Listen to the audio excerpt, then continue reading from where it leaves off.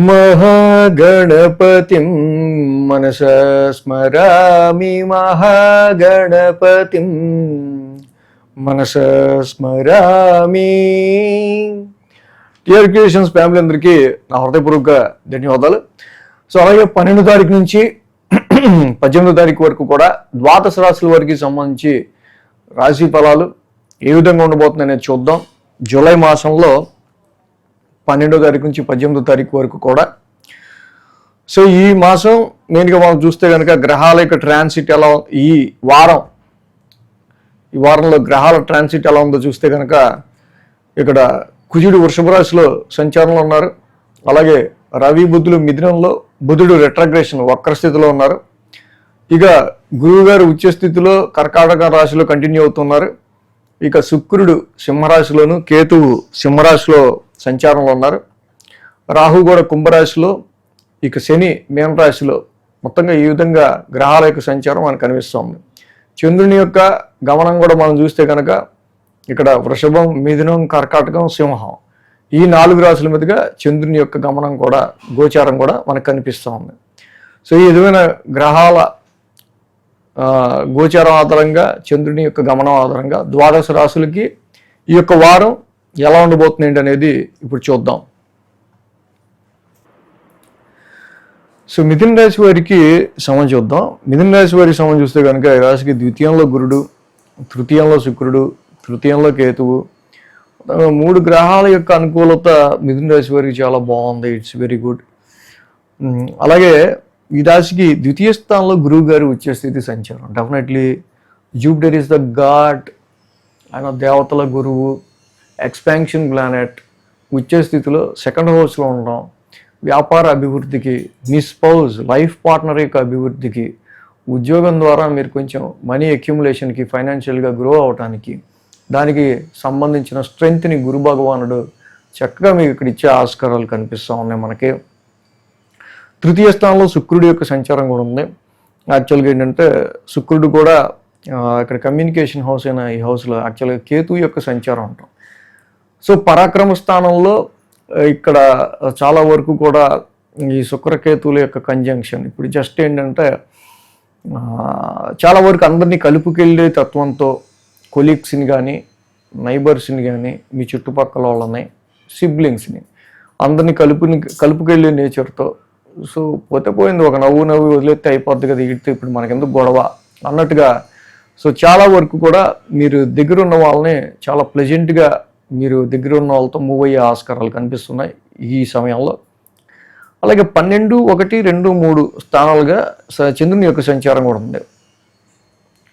సోమ, మంగళ, శుక్ర, శని 4 రోజులు కూడా ఈ రాశి వాళ్ళకి అనుకూలమైన ట్రాన్సిట్ చంద్రుడిది, చంద్రబలం కనిపిస్తూ ఉంది.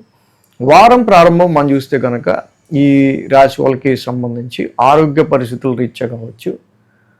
సో అదేవిధంగా కొన్ని సార్లు